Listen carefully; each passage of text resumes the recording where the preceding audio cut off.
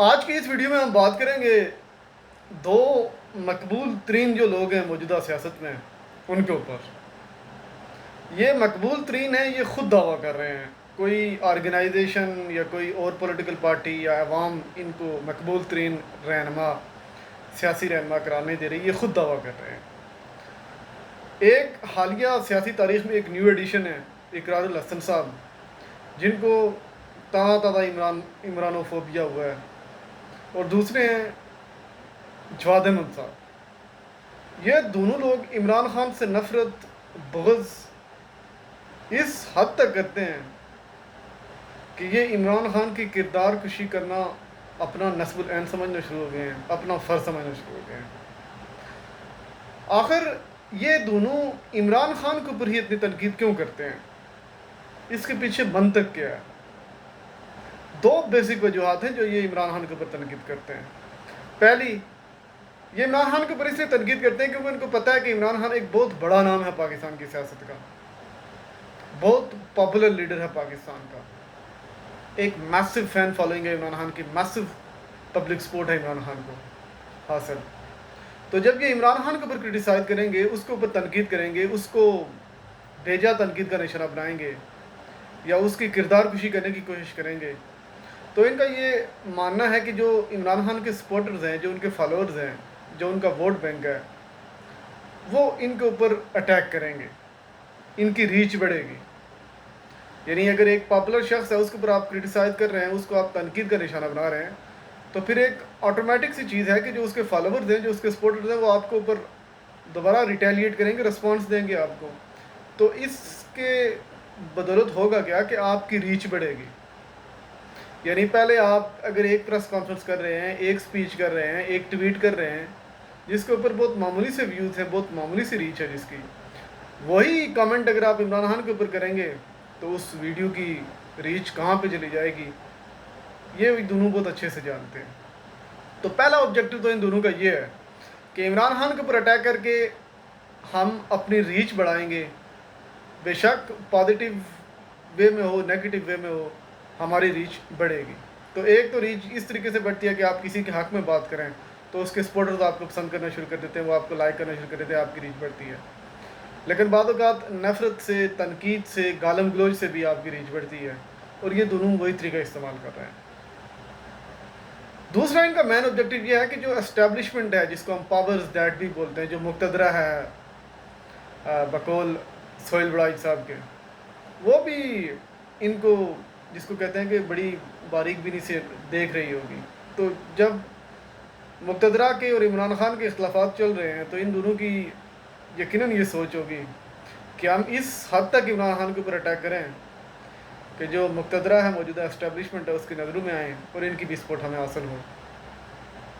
تو یہ دو مین آبجیکٹیوز ہیں دونوں کے عمران خان کے اوپر تنقید کرنے کے۔ تیسرا ایک سیکنڈری آبجیکٹیو یہ بھی ہو سکتا ہے کہ یہ دونوں یہ بات سمجھ چکے ہیں کہ اس وقت پاکستان میں حقیقی ووٹ بینک صرف عمران خان کا ہے، لہذا اگر ہم نے ووٹ بینک لینا ہے تو عمران خان کے ووٹ بینک کو توڑ کے لیں گے، باقی کسی بات کا کوئی ووٹ بینک نہیں بچا۔ تو اگر عمران خان کے ساتھ جو بہت زیادہ میجورٹی کے اندر نوجوان ایسوسیٹیڈ ہیں، تو اگر ہم سم ہاؤ کچھ کر کے ادھر ادھر اس کی کردار کشی کر کے اس کے ووٹ بینک کو توڑیں، تو اس کے بعد ہمیں شاید وہ پاپولرٹی مل جائے، جو ووٹ بینک مل جائے جو عمران خان کا ہے، تو اس طرح ہمارا کوئی پولیٹیکل راستہ نکل سکتا ہے۔ یہ تین ان کے مین آبجیکٹو ہیں۔ اب اقرار الحسن خان کو آپ دیکھیں تو یہ بندہ جب جو 14-15 سال صحافت میں رہا ہے، ہر ٹاک شو کے اندر آپ دیکھیں، ہر ٹی وی اسکرین کے اوپر جب یہ لوگ موجود ہوتے ہیں، یہ آپ کو، مجھے اور آپ کو، پوری عوام کو یہی درس دیتے ہیں کہ جی اخلاقیات کا مظاہرہ کریں، صبر کا مظاہرہ کریں، ظرف کا مظاہرہ کریں۔ جو اعلیٰ اخلاق کے حامل لوگ ہوتے ہیں وہ گالم گلوچ کے اوپر یقین نہیں رکھتے، وہ بیجا دست و گریباں ہونے پہ یقین نہیں رکھتے، وہ جو ہے وہ جمہوریت کا جو حسن ہے، اختلاف رائے، اس کو بڑے تحمل سے برداشت کرتے ہیں۔ یہ ان کا بڑا کنسسٹنٹ جو ہے وہ موقف رہا ہے ٹی وی چینلز کے اوپر بیٹھ کے، کیونکہ ان کا ابھی پالا پڑا نہیں تھا عوام کے ساتھ، ابھی ان کو کسی قسم کی تنقید کا اس طرح سے سامنا کرنا نہیں پڑا تھا۔ تو جواد احمد کا تو آپ سب کو پتہ ہے کہ ان کا شاید کوئی ذہنی مسئلہ ہے، کوئی دماغی مسئلہ ہے، ورنہ جس طرح سے وہ ہائپر ہو جاتے ہیں، چھوٹی چھوٹی باتوں کے اوپر غصہ کرنے لگ جاتے ہیں، لڑائی جھگڑے پہ اتراتے ہیں، اقرار الحسن سے شاید کسی کو یہ توقع نہیں تھی کہ یہ بھی اس حد تک چلے جائیں گے، لیکن کل جو ایف آئی اے اہلکار نے کیا، ایک چھوٹا سا جملہ تھا، کوئی اتنا بڑا جملہ نہیں تھا۔ سیاستدان دن کو ایسے 150 جملے سنتے ہیں، عمران خان نے کیا کیا نہیں سنا۔ پنجاب یونیورسٹی میں نوجوانوں نے ان کے گریبان تک ہاتھ ڈال دیا تھا، تو کیا انہوں نے بیٹھ کے ان کے ساتھ لڑائی جھگڑا شروع کر دیا؟ عمران خان کو آج تک یہ لوگ کیا کیا کہتے ہیں، کتنی گالیاں دیتے ہیں، کتنی کردار کشی کرتے ہیں۔ کبھی کہتے ہیں بیٹی کو امن نہیں کیا، کبھی کہتے ہیں جی کہ ایک 5 بچوں کی ماں کو چھڑا کے اس کے ساتھ شادی کر لی۔ ایک خاتون نے تو عمران خان کی کردار کشی کے لیے اس کے اوپر کتاب تک لکھ دی، لیکن کبھی آپ نے سنا کہ عمران خان نے اس کے اوپر کوئی کامنٹ کیا ہو، اس کی کوئی کردار کشی کی ہو، اس کے اوپر کوئی بات کی ہو؟ کبھی نہیں کیا۔ ایون جو نواز شریف اور شہباز شریف ہے، میں نے ان کے منہ سے بھی کبھی کوئی کچھ ایسا نہیں سنا کہ وہ کسی کی پرسنل کسی کے جو ہے وہ کردار کے اوپر بات کریں کہ اس نے یہ کر دیا وہ کر دیا۔ آپ یاد کریں کہ یہ جو اقرار الحسن ہو گیا یا اس طرح کے باقی جو نام نہاد جمہور پسند لوگ ہیں، ان کا عمران خان کے ساتھ اختلاف یہ رہا ہے کہ جی انہوں نے نوجوانوں کو گالم گلوچ دیا، ہمارا کلچر تباہ کیا، بدتمیزی عروج پہ پہنچ گئی، یہ ہو گیا وہ۔ کل جو انہوں نے کیا پورے میڈیا کے اوپر رپورٹ ہوا، پوری دنیا نے دیکھا، تو کہاں سے آپ کو لگ رہا تھا کہ یہ ایک میچور انسان ہے اور یہ جو ہے وہ بدتمیزی اور گالم گلوچ کے کلچر سے تنگ ہے؟ یہ تو خود اس گالم گلوچ کلچر کا حصہ بنتا ہوا نظر آ رہا ہے۔ اور یہ بندہ اتنا کم ظرفی کا اس نے مظاہرہ کیا، اتنی جس کو کہتے ہیں کہ ایک ایسا انسان کہ جو خود کو ایز اے ماڈل بنانے کی کوشش کر رہا ہے، پریزنٹ کرنے کی کوشش کر رہا ہے نوجوانوں کے سامنے، اور تمام تر جمہوری روایات کو سامنے رکھتے ہوئے سب کچھ اپنا سیٹ اپ کرنا چاہ رہا ہے، اس کے اندر اتنی بھی ہمت نہ ہو، اتنی بھی ضرورت نہ ہو کہ ایک چھوٹی سی تنقید کو سن لے، اس کو برداشت کرے اور اس کو اگنور کر کے نکل جائے۔ تو آپ کیا لگتا ہے کہ کل کسی مجلس میں، کسی جلسے میں، جب ہزار توپوں کا رخ اس کی طرف ہوگا، جب لوگ اس کو جگہ جگہ کے اوپر کرٹیسائز کریں گے، تو تب اس کا رسپانس کیا ہوگا؟ تو سیاست کا ایک اصول ہے، یہ یاد رکھیے، سیاست اگر آپ نے کرنی ہے، اگر آپ نے سیاست میں کامیاب ہونا ہے، تو اپنے اندر ظرف پیدا کیجیے، برداشت پیدا کیجیے۔ ظرف نہیں ہے، برداشت نہیں ہے، تو آپ سیاست میں زیادہ دیر ٹک نہیں پائیں گے۔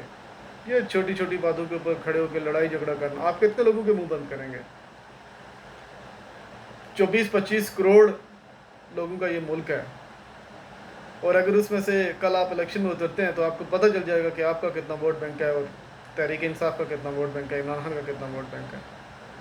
تو کیا آپ ان سب لوگوں کا جو آپ کے اوپر کرٹیسائز کریں گے ان کا منہ بند کریں گے؟ بتائیں نا، کتنے لوگوں کے ساتھ لڑیں گے، کتنے کے ساتھ بدتمیزی کریں گے، ان کا گلا پھاڑ پھاڑ کے ان کو کہیں گے کہ یہ یوتھیاپا ہے، یہ وہ ہے۔ ان لوگوں کے آپ الفاظ کا چناؤ دیکھیں، یوتھیاپا، یوتھیاپن، یہ وہ، اور انتہائی گرے ہوئے اور لغو قسم کے الفاظ کا انتخاب کرتے ہیں یہ لوگ گفتگو میں، اور پورا دن ٹویٹر کے اوپر لوگوں کو لیکچر دے رہے ہوتے ہیں کہ جی عمران خان نے کلچر تباہ کر دیا، عمران خان نے جو ہے وہ نوجوانوں کو بدتمیز بنا دیا، جو ہمارا ایک پولیٹیکل سیوک کلچر ہوا کرتا تھا، وہ کون سا سیوک کلچر ہوا کرتا تھا آپ کا؟ آپ کی پولیٹیکل پارٹیز نے ایک دوسرے کے اوپر جو کام کیا ہوا ہے نا، اور جس قسم کی کردار کشی کی گئی ہے خواتین کی، بالخصوص بے نظیر بھٹو کی اور باقی سیاسی رہنماؤں کی، یہ میرے خیال میں کسی سے ڈکی چھپی نہیں ہے۔ تو پی ٹی آئی کے لوگوں سے میری گزارش یہی ہے، اس کے اوپر میں آج کے بعد بات نہیں کروں گا، لیکن ان سے میری گزارش یہی ہے کہ ان کا مین آبجیکٹو یہی ہے کہ ہم عمران خان کو ٹارگٹ کریں گے، اس کے جو سپورٹرز ہیں، جو فالوورز ہیں، وہ ہمیں بدلے میں جواب دیں گے، ہماری ریچ بڑھے گی، ہماری جس کو کہتے ہیں کہ ہمیں اٹینشن زیادہ ملے گی۔ تو ان کو کسی قسم کی اہمیت دینے کی ضرورت نہیں ہے۔ یہ کل الیکشن میں جائیں گے، اقرار الحسن اپنی سیٹ سے مجھے 5000 ووٹ لے کے دکھائے، میں بھی مان جاؤں گا کہ اس کی کوئی پاپولیرٹی ہے یا اس کی کوئی فالوئنگ ہے۔ ملتے ہیں نیکسٹ ویڈیو میں، تب تک کے لیے اللہ حافظ۔